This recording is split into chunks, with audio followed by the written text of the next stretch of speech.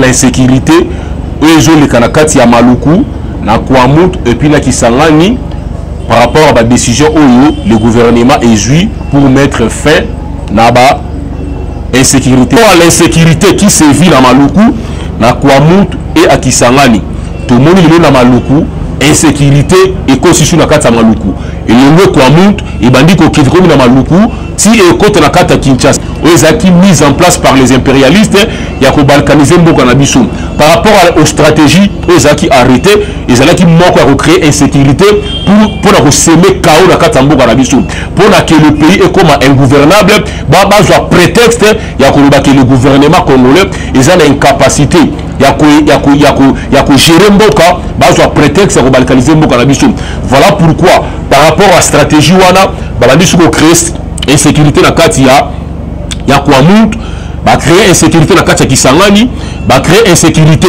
na kati ya Maluku même na kati ya Kinshasa a to mona insécurité na bakulu na lelo ezali monter encore en puissance ya bakulu na kati ya ville ya Kinshasa. Voilà pourquoi le gouvernement emekai ko vendre na ba force de défense ba trouver ba solution. Bonjour ou bonsoir, ça dépend l'heure à laquelle bozolanda biso à travers magazine Nabiso Yokabaz. Isawabino, le sénateur Marcel, toujours sur notre plateau pour nous kabola maïmatali information en boka Nabiso parce que notre dénominateur commun tout le magazine le Congo que nous devons à tout prix défendre yango pour nous couper sa bonne information, pas bonne analyse et qu'on meka un peu kocha peuple congolais nanzela au détriment ya ba des informations oyo bazo relayer na ba chaîne mususu ya banguna et puis na ba pandisango mususu oyo baza déjà au service ya ba ennemi na biso. Au sommaire de notre émission nous allons un peu dans 6 points autour mais un peu qu'on développer na bino au cours de cette émission. Premièrement par rapport il y a départ il y a troupe il y a EAC c'est que notre président avait tenu comme propos. Deuxièmement, tu as appelé déclaration à VPM la sur affaires étrangères. Moi, Namboka, Lutundula, Oyaouti Sala, samedi, Oyo, Tozali. Tu as parlé sur l'insécurité. Oyo, les Kanakati à Maluku, na Kwamut, et puis na Kisangani, par rapport à la décision Oyo, le gouvernement est pour mettre fin à la insécurité. Donc, on a un peu comme le sondage où il y a une intention à vote, par rapport à y a challenger, il y a Félix Tshisekedi dans l'élection où il y a 2023 dans le mois de décembre. On va aussi essayer de parler par rapport à report, il y a marche, il y a opposition, où 4 leaders, il y a un peu comme ça, la report. Il y a marche qui prévue le samedi, mais cette marche a été reportée par les 4 leaders de l'opposition.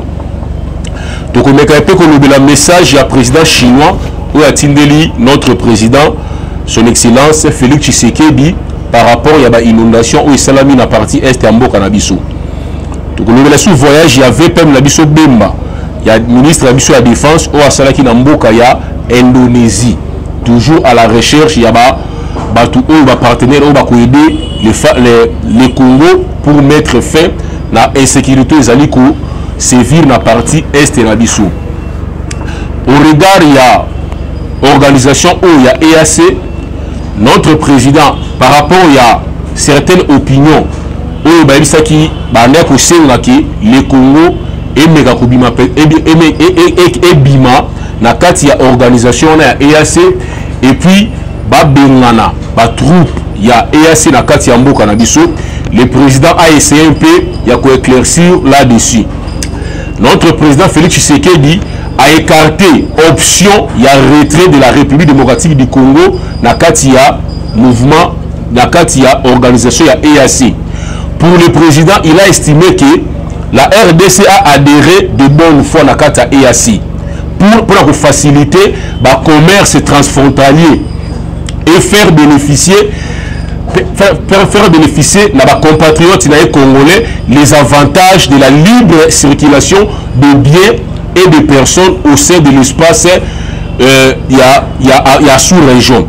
Pour comprendre que le président, pour lui, il avait estimé la première raison, il y a au côté de la RDC, organisation à EAC et ça qui pour faire bénéficier na ba congolais à partie est parce qu'ils vont comprendre que population à est mingi basala ka commerce na ba pays où ils ont limitrophes ya mboka na biso notamment le Rwanda, le Burundi, le Kenya, ba pays wana nyonso ya pays ya est wana ya le président estima ki pour la faciliter ba commerçants congolais pour la faciliter ba congolais au ba se procurer kana ba biens et services ya partie est wana il a fallu que la RDC et s'adhérer à Katia organisation na EAC pour nous permettre ba commerce wala transfrontalier ya ba compatriotes ya biso à Congo ba bénéficier na avantage na ba taxe na biloko ebele.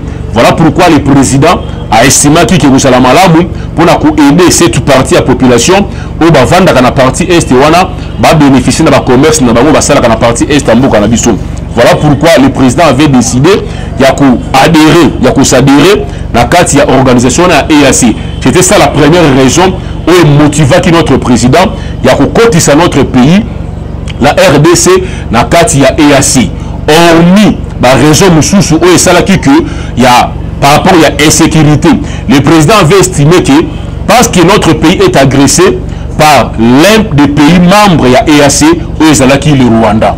Par rapport à charte Nabango, l'article 4, il dit que si l'un des pays membres de l'EAC est allé menacer ou ils ont faire face à la guerre moko contre une autre nation, donc tous ces pays partis membres de l'EAC vont prêter une main forte. Au regard de la situation sécuritaire, il y a un cannabis qui est préoccupante. Le président avait estimé que à faire adhérer aussi la RDC pour bénéficier soutien il y a des pays membres comme le Rwanda fait aussi partie à EAC. Voilà pourquoi le président avait estimé que la RDC aussi à Kotakuna parce qu'il pouvait trouver la solution dans la organisation pour essayer un peu comme de la Rwanda à Tika Basal Bezon comme le Congo aussi fait partie à la organisation. Malheureusement option wana et Simba quitté l'organisation à EAC il a qui moi certaines complicités dans Bango na Rwanda par rapport à RDC. Il y a Rwanda tout le monde la volée militaire la RDC a déjà qui bon il y a mettre fin à la coopération militaire donc la force régionale il y a EAC et que quatre missions dans la RDC lorsque leur mandat est comme à terme parce que le mandat dans Bango et que sous le mois de juin. Voilà pourquoi le président avait estimé que du point de vue militaire EAC et PC résultat satisfaisant par rapport à l'attente il y a Congo dans l'insécurité Oyo Congo est victime par l'agression rwandaise. Voilà pourquoi le président du point de vue militaire donc le président a jugé bon de mettre fin à la coopération militaire donc la force régionale il y a EAC pour continuer de coopérer la partie est de la Bissauté. Mais du point de vue économique, les Congo demeurent toujours membres de la CATIA EAC pour faire profiter nos compatriotes de la partie est dans le commerce transfrontalier. Donc la RDC et la CATIA EACT estime le président, mais la coopération militaire, le Congo à mettre fin à la coopération militaire parce que le Congo a estimé que résultat autre, c'est là qui attente au Congo c'est là qui n'a EAC ils sont vraiment insignifiant par rapport à la crise il y a sécurité au Congo ils ont souffert dans la partie est par l'un des membres il y a EAC aux Ali Rwanda aux Azako agressé Mboka na biso par l'entremise d'un mouvement terroriste M23 tout le monde la carte il y a chef il y a commandement il y a EAC tout le monde moi certaines léthargie tout le monde moi certaines complicités parce que pendant que la EAC est sur le terrain, toujours dans le Rwanda, toujours dans le M23, bazo continue toujours pour renforcer ma position à Bango pour continuer encore avec leur sale besoin au Congo, tout ça qu'on décrit. Voilà pourquoi le président a essayé que ça la mise au point par rapport à l'adhésion à Congo dans le cas de EAC. Il n'est pas question de retirer Congo dans le cas de l'organisation à EAC, mais la question se pose au niveau de la il y a force régionale, il y a EAC, où il y a résultat dans les années satisfaisantes. Voilà pourquoi, dans le volet militaire, il y a RDC et 4 coopérations à Bango. Voilà pourquoi les troupes, il y a EAC, dans le mois de juin déjà, pour retirer les troupes à Bango, pour libérer le territoire Congo, parce que le Congo déjà auti ko solola na SADC lorsque le président auti na sommet à SADC a meké un peu ko faire part la bandeko na biso à SADC par rapport à la insécurité au Congo et ça dans victime na partie est pendant plus de 4 décennies. Voilà pourquoi la RDC, les membres partie prenante, il y a 4 ya SADC, baza d'accord, il y a que prêter Congo mais forte na bango.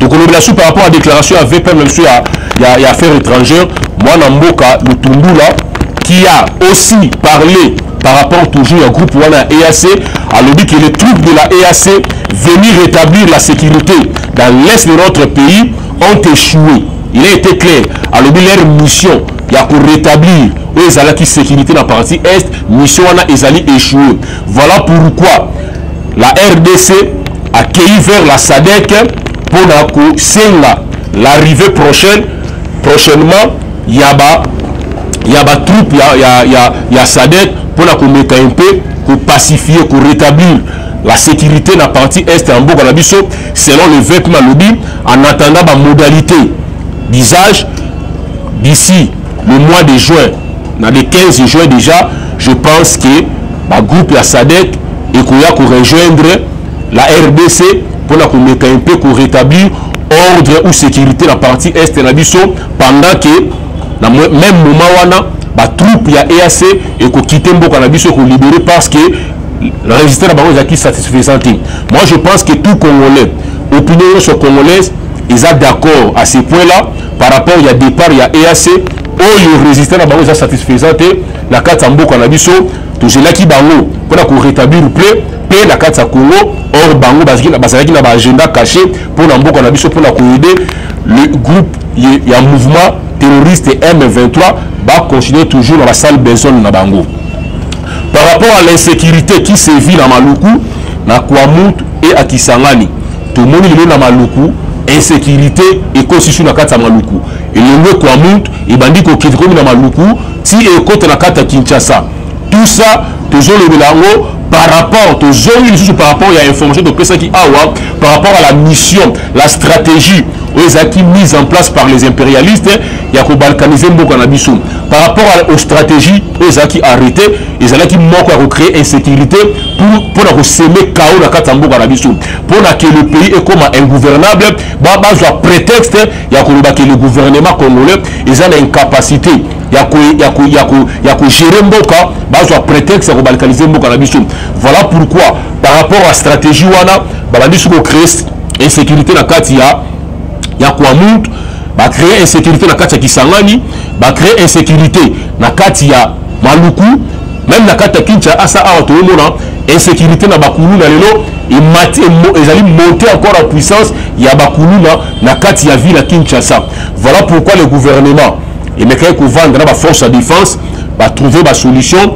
Il y a un moment dans Mboka, VPM l'habitation intérieure, à l'Obaki, dans quelques jours, l'État a rétablir autorité de l'État na ba kwenyo so o insécurité eza ko salama notamment na kati ya Kwamut na kati ya Maluku awa tomoni insécurité koti makasi batu bazobomana ba communauté o bavanda pendant ba année belé dans le calme. Lelo qu'est-ce qui a fait que la communauté entre bango, c'est qu'il y a une main noire na simawana. Vous vous souvenez en son temps tout le monde qui a les verts morts côté la partie na Maluku na Mboka na biso les verts na côté qui premièrement awa ba utaki na kati ya Rwanda la bazalaki ba Rwandais ba côté qui awa soi-disant bazaba les à l'époque c'est Mobutu qui était le premier ministre, mais jusqu'alors ba pesa biso explication clarté il y a présence il y a les verts na kati ya Maluku lelo oyo ba les verts na lelo ba monde ba baluki na ba semer de troubles na kati Mboka na biso. Et la deuxième phase de qui tout le monde qui une équipe soi-disant il y a ba évangéliste qui peut la carte ya Kwamut wana pour la co-évangéliser, mais jusqu'alors ba côté la forêt ba tikala ko bimate. Voilà pourquoi tu as interpellé le gouvernement congolais dans le service de sécurité ba mettre un peu que information sur Batouana Bayaki pour la co-évangéliser soi-disant ba côté qui la carte ya forêt jusqu'alors ba tikala ko bimate na Mboka na biso. Je pense que Batouana nyonso l'équipe avait levé au Kotaka à l'époque à Mobutu, pardon, voulais-je dire, il y a Mwana Mboka Mobutu qui était premier ministre, Kokota après les sous toutes ces équipes à Kota qui, je pense, Bango de Baza à la base, il y a des ordres, non, soit les Olika, na Kati Yabandundu, ou toujours la Yakana, Bateke, ou Bavanga pendant des décennies, Batikala pour collaborer malamu. Qu'est-ce qui a fait que les deux communautés s'entretuent entre les Bango pendant que la Congo qui est bâti de l'eau Kouanati. Il y a une main noire où la communauté s'entretue entre les Bango. Voilà pourquoi l'État congolais, en tant qu'autorité, a imposé l'autorité de l'État partout dans la République démocratique du Congo, notamment dans la Kouamout, dans Maluku et puis dans Kisangani. Voilà pourquoi le VPM avait dit dans les jours à venir, de instaurer, de mener opération à grande envergure pour instaurer l'autorité de l'État partout où les alliés ont créé toujours insécurité pour justifier le plan à Bango au bassin à Katamboka Nabiso. Par rapport toujours, il y a sondage les intentions de vote. Il y a encore énième sondage et tout que ça na Katamboka Nabiso. Toujours moi Namboka, notre président, Aza toujours au sommet à la sondage Wana. Sondage Wana Pessi, notre président Félix Tshisekedi 48%, suivi dans moi Namboka Katumbi 25% et suivi de Fayou 16%. Il y a notre Saraba Namboka Lilo, bilan, il y a notre président Félix Tshisekedi tellement est largement positif malgré Badongolo Misu, malgré ça par tous les moyens, peuple à Tomboka. Parce que l'économie à Congo est extravertie. L'économie n'a vu aussi même dans les étrangers. Ça par tous les moyens. Dépréciation à dollar et salama, biloko et mata pour que la population atteigne le gouvernement congolais. Heureusement, le peuple congolais a moni volonté au chef de l'État Sanayango, a moni aussi son amour, son patriotisme, son sens de patriotisme, la Katamboka Nabiso, malgré la montée, malgré la dépréciation à dollar, malgré augmentation, il y a denrées alimentaires dans Katamboka, mais les Congolais, nous avons un président qui se soucie de la situation dans Bango. Il y a un peuple congolais, c'est toujours notre président confiance et la population congolaise est déterminée. Il y a notre chef de l'État, Félix Tshisekedi, deuxième mandat pour dans l'espoir que social à Congolais et que nous allons améliorer dans les jours à venir. Il y a un Congolais, toujours dans le sondage, ça toujours voir la Bango, dans mon Mboka, Félix Tshisekedi, ou Azali, Congolais de père et de mère, à démontrer partout, à défendre toujours l'intérêt à Congo, partout, à démontrer toujours qu'il est Congolais de père et de mère, à Zoleka, n'a sommet tout à Zoleka, il fait entendre la voix de la RDC, pendant plus de 5 décennies, la voix de la RDC dans l'échiquier international. Par sa diplomatie agissante, la voix de la RDC est entendue. Il a amené la voix de la RDC, même dans l'instance supérieure, même dans l'instance internationale, on parle de la RDC. À vendre positivement l'image de la RDC, dans le Congo est comme fréquentable, toujours le monde expatrié, investisseurs co-investir dans le Congo parce que le Tshisekedi a reçu par tous les moyens à soigner le climat des affaires quand Nambo Kanabiso, hormis insécurité qui sévit dans la partie est Nambo Kanabiso, où ils ont imposé injustement par les ennemis de la République. Par rapport, il y a marche aux acquis prévus en opposition dans la journée le samedi. Les 4 opposants, les 4 leaders en opposition, notamment Fayoulou, Katumbi, Matata et Delis Sanga, ils ont repoussé leur marche qui était prévue aujourd'hui le samedi 13, repoussé pour le samedi 20. Tout ça parce que Mexico Jogé va comprendre que le peuple congolais, le peuple quinois, le peuple congolais en général, quinois en particulier, Bazali na bangote. Bameke ko sala ba descente na bango, Fayoulou akendaki kuna la kati ya Selimbaou, Moïse akitaki kuna la kati ya Changu, bameki un peu comme un thermomètre politique, comprendre que le peuple congolais allait répondre présenter la marche na bango alelo. Voilà pourquoi bazongi sous la kati yaba laboratoire na bango qu'on met un peu qu'on mettre encore la stratégie en place, moyennant l'argent toujours, parce qu'ils vont utiliser Mbongo, pensant que le peuple congolais bazali bi. Malheureusement pour eux, les Kinois ont compris. Ceux qui baillent dans Mbongo, les Kinois ont marché. Parce que les Kinois sont déterminés, il y a coupé ça, moi Namboka, chef de l'État Félix Tshisekedi, deuxième mandat et Nakatia, Assemblée nationale, pour qu'il y ait un peu pour régler la situation, il y a Mabumuna Bango, où le peuple congolais a souffrir na yango. Message, toujours juste un message, il y a le président chinois Jinping qui a envoyé un message au président Félix Tshisekedi présentant ses condoléances profondes aux victimes des inondations dans l'est de la RDC. Je crois que Congo a perdu plus de 400 personnes dans l'inondation. Et c'est là qui n'a calé par. Nous avons perdu nos frères de l'Est que nous présentons encore aujourd'hui. La condoléance de la famille où ils ont qui éprouvé, ils ont qui endeuillé. Voilà pourquoi le président chinois Atikali Simate a mis un message moko pour réconforter notre président. Qui va toucher la mort, on a de plus encore. Hormis la mort, ils ont causé par Kagame et les M23. Les Congolais, Koufa, na inondation et Salama, plus de 400 Congolais. Voilà pourquoi, dans le cadre toujours la coopération bilatérale entre la Chine et la RDC, le président chinois a continué son homologue, message et condoléances dans la famille Oyo, ils ont éprouvé, il a éprouvé aussi sa sympathie, sa sincère sympathie à l'endroit des familles endeuillées. Voilà pourquoi la Chine, comme d'habitude, partenaire Nabiso, il y a RDC, a aussi continué là, notre président, message et condoléances par rapport à Yaba, mort ou tout ça, dans la partie est, na Calais, nous avons perdu plus de 400 personnes au Bakoufi, la inondation. Hormis, on avait perdu encore 10 personnes la semaine au Kaka, toujours causée par les inondations. Voilà pourquoi les Congolais, ils ont souffert la biloko belé. Côté ils ont souffert, les Congolais ont souffert par rapport à la barbarie aux alliés causés par les Rwandais et les M23.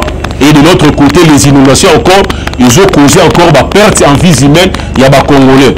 Mais tout ça, le président a juste là par tous les moyens pour que la famille wana bazala un peu soulagée, n'a moi quelque chose. Voilà pourquoi il avait diligenté une équipe aux acquis conduite par le ministre des Affaires sociales qui sur le terrain à s'imprégner de la situation wana pour essayer un peu kokunda batu wana na ba condition ya malamu et puis ko assister la famille wana aux ezali éprouvée. Je crois c'était ça les informations où tu l'as été partagé moi moké na mina lelo. Et nous avons oublié l'information par rapport à la visite aussi. Il y a VPM Nabiso à défense. Moi Namboka, Jean-Pierre Bemba, où il a effectué voyage mon Akati Mboka, Indonésie. Il a eu à visiter les industries militaires indonésiennes où la RDC a souhaité qu'on soit les avions et les armements pour faire face à la guerre où Kagame a imposé Mboka Nabiso. Je crois que nous vous avions dit au cours de l'émission que le président a compris la stratégie impérialiste, il a soutenir le Rwanda et le M23 pour accomplir les missions à Bango. Le président cherche à tous les moyens pour mettre en condition notre armée. Il a toujours le cadre, il a pour mettre notre armée dans des conditions à Malamu. Voilà pourquoi il avait dépêché Mwana Mboka, le VPM, Bemba Saolona, wazali ministre ya défense na biso na kati ya mboka Indonésie ameka epé kotala industrie militaire ya Indonésie comment la RDC pouvait s'en procurer na ba avion na ba char de combat et ko sala ke la FARDC azala un peu acte sur le terrain par rapport à la guerre et agression où va imposer biso par les Rwandais via les M23. Tu dis ça qui dit que les M23 a baissé ma beau côté pendant que d'une part côté de la bango par rapport à feuille de route, il y a Angola, il y a Nairobi, basala cantonnement, au finish, bazo na bamboka na pays na bango respectif parce que sur le sol congolais, tu as la présence de mouvement ébélé, notamment les raids de Tabala, où ils allaient mouvement rebelle, il y a Burundi, tu as la Bambororo, où ils allaient mouvement rebelle, il y a Soudan, tu as la Bangomino, où ils allaient mouvement rebelle, il y a Rwanda. tous na M23 mouvement rebelle ya Rwanda, tous ape a ba ADF nalu o basali mouvement rebelle ya Uganda. Mais ils allaient paradoxe ya komona tous ces mouvements ils allaient qui ba mouvement à opposition dans les pays respectifs, mais il y a un pays d'accueil qui est la RDC. Comment est-ce que ces mouvements rebelles vont combattre, vont bundisa gouvernement au Yami Bango? Vous comprendrez que derrière tous ces mouvements, il y a une main noire, il y a des impérialistes qui vont changer leur mission parce que leur mission est de bundisa dans respectifs. Mais comment est-ce que le pays d'accueil au Yami Bango, la RDC, va mandou contre la RDC? Vous comprendrez qu'il y a la main noire derrière tous ces mouvements rebelles. Les mouvements, les groupes armés au Baopira, dans la partie est, en Boko, on a aussi côté la Congo. Les Congo et Yamba, les militaires, il y a Mobutu. Mais est-ce que la militaire, on a Mobutu, DSP, le gouvernement brazzavillois? Je ne pense pas. L'Angola et Yamba, militaire Nabiso, o ba takaka Mobutu à l'époque wana ba ex Katangi wana ba yamba bango na kati Angola. Est-ce que ces ex Katangi ba bundisa gouvernement angolais? Non. Pourquoi seulement tous ces mouvements oyo Congo yambi bango comme ba réfugiés, notamment les raids de Taro na Ochotanga awa Limboro, les ADF tout consort ba baluke le gouvernement congolais? Nani a ravitaillé bango? A ravitaillé bango ba so ravitaillé mais pas nani? Bon comprendre que non, ce sont la MONUSCO et les grandes puissances de Bazako ravitailler Batouana pour que Batouana va s'aimer terreur na partie est na biso, pour que va s'aimer insécurité, va s'aimer chaos na partie est pour justifier aux allez qui plan na bango ya ko balkaniser mboka na biso Congo.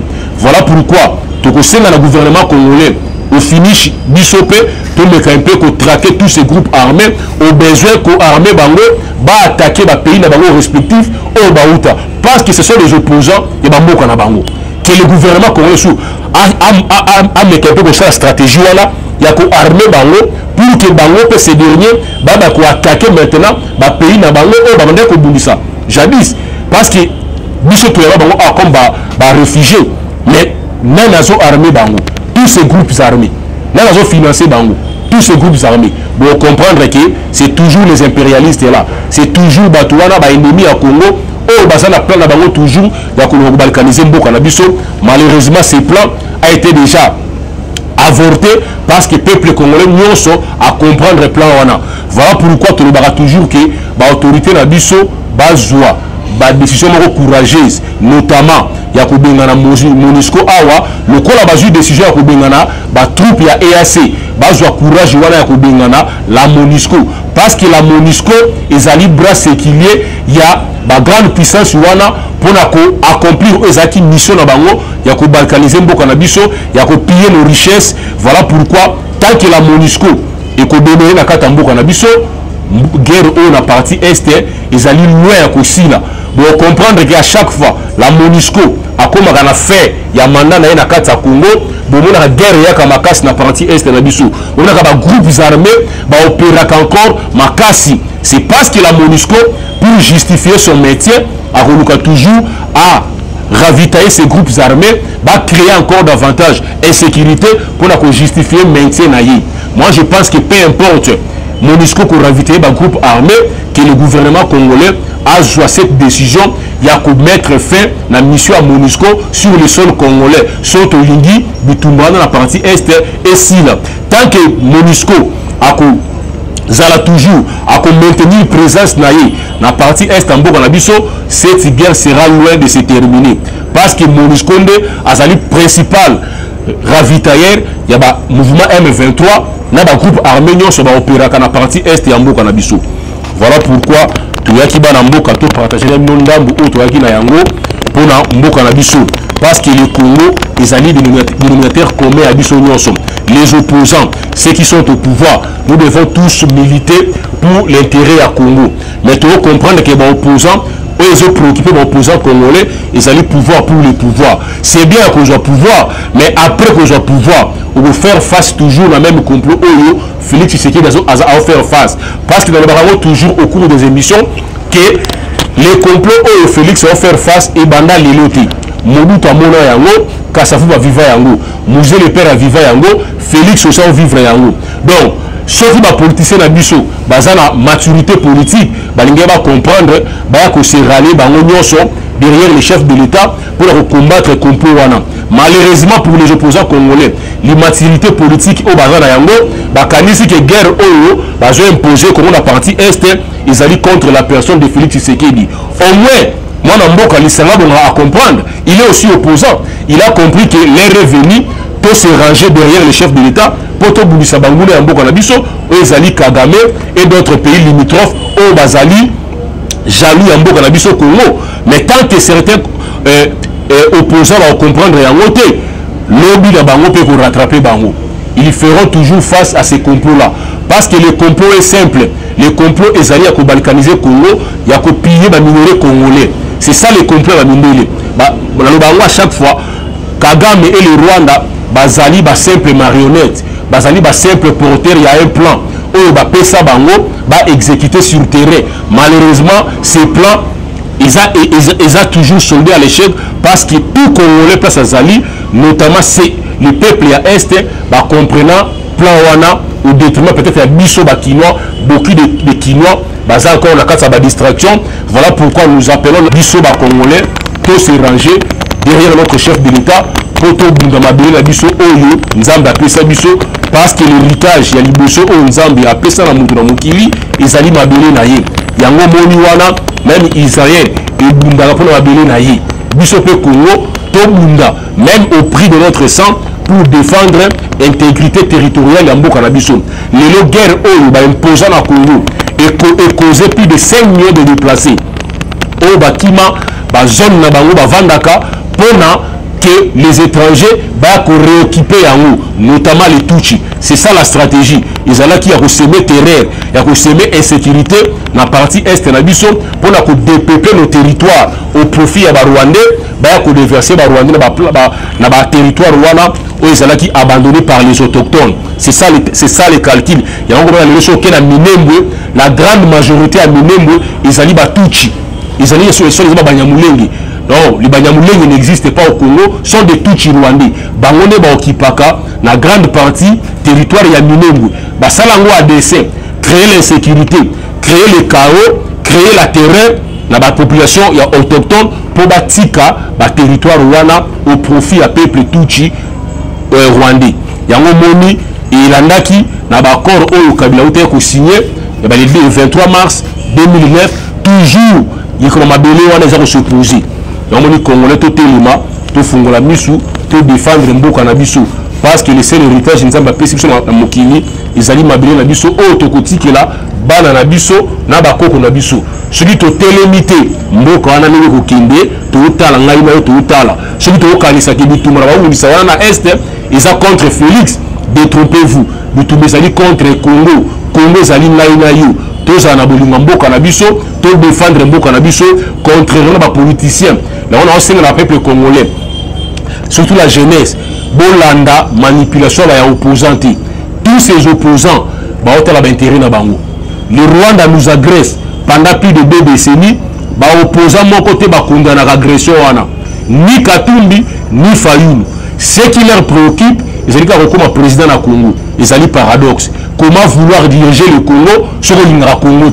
Ils ont paradoxe. Voilà pourquoi tout aussi dans la jeunesse congolaise, de soutenir notre chef de l'État, tout ça derrière, tout ça est majorité en 2024 pour que aille diriger Mboka Malamu pour l'intérêt na biso à améliorer social le peuple congolais au Tomona Zobunda par-ci par-là où a sali dans 4 ans aucun président sala yango dans 4 ans.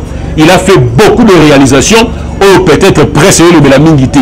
Je crois au cours des émissions, tu vas un peu pour élaborer une émission pour la présenter toujours la réalisation chef de l'État et l'équipe est belé. Je dis bien aucun président à Congo a Sala dans 4 ans ou Félix Sali dans 4 ans. À Sali Mingi, mais la presse n'en parle pas. Mais je pense que nous allons élaborer une émission pour la présenter le bilan. Il y a Félix Tshisekedi à Sali Mingi. Voilà pourquoi Banamboka, tu as quitté un peu pour partager la bino moins d'informations sur la qui n'a pas le lot. Tu as quitté lundi ou mardi, tu as bino un autre numéro. Mon numéro c'est le plus 243 81 52 99 123. Plus 243 81 52 99 123. Balingi to cochon ba ko bengana to bengana bozo ba information sur etikali ou bien na privé na numéro na na pesa bino wana et ko sala malam. Quant à moi, je vous prends congé, tout le monde à la prochaine. Bye bye.